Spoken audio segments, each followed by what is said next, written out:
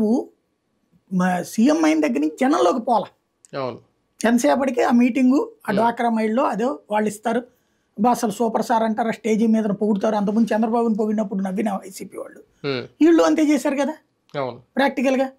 దీనివల్ల ఒరిగింది ఏంటి? ప్రతిపక్ష నాయకుడి నుంచి ఉన్నప్పటి నుంచి కూడా నిన్నటి వరకు కూడా జగన్మోహన్ రెడ్డి గారి మీద ఒక ప్రధాన ఆరోపణ, మీడియాని పక్కన పెడతారు, తెలుగు మీడియాని అస్సలు పట్టించుకోరు.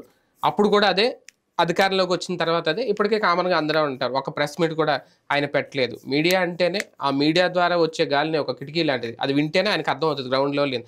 అదే ఆయన మూసేశారు, ఒక చీకట్లో బతికినట్టు బతికేసారు ఇప్పటికీ కూడా. అది ఎంతవరకు కరెక్ట్? అంటే ఆయనకి మీడియా అంటే ఎందుకు మొదటి నుంచి పైగా ఆయన ఒక మీడియా అధినేత, యజమాని కాబట్టి. మన ఇప్పుడు ఒక మీడియా అధినేతకి మిగతా మీడియాలు అంటే ఆఫ్టర్ ఆల్ అని ఎంప్లాయీస్ లాగానే ఫీల్ అవుతుండొచ్చు బేసిక్గా. ఇప్పుడు అవతల నీకు అపోజిషన్ గా మీడియా స్ట్రాంగ్ గా ఉంటే, నీ మీడియా ఓన్లీ నా సాక్షి, నా పేపరు, నా ఛానల్ అనే లెక్కనే ఉన్నాడు. అయ్యే సర్వైవ్ చేస్తాయి అనుకున్నాడు ఆయన. మిగతా మీడియాలు ఎంకరేజ్ చేసుకోడు. ఇప్పుడు చిన్న చితక ఛానల్ చాలా ఉన్నాయి, వాళ్ళని ఎవరిని ఎంకరేజ్ చేశాడు ఆయన? చివరిలో టీవీ9 ఎన్టీవీని మనం క్లోజ్ అయ్యాం కాబట్టి, బ్యాక్ క్లోజ్గా ఉన్నాం కాబట్టి అనుకున్నాడు. అయ్యే దెబ్బతీసినాయి బేసిక్ గా. ఎందుకు ఆయన తెలుగు మీడియా అంటే అసలు ద్వేషమా, కోపమా, నచ్చదా? మేబీ ఇప్పుడు తెలుగు మీడియాలో ఫస్ట్ నుంచి కూడా వీళ్ళకి వ్యతిరేకంగానే వచ్చినాయి వార్తలు.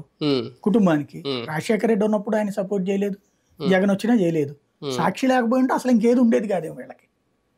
అంతే కదా, ఎవరు సపోర్ట్ చేశారు? ఏ మీడియా అయినా వీళ్ళని ఫ్యాక్షనిస్టులుగా, రాక్షసులుగానే చూపించిన మీడియా కదా. అందువల్ల మీడియా మీద ఒక విరక్తి అయి ఉండొచ్చు, తెలుగు మీడియా మీద.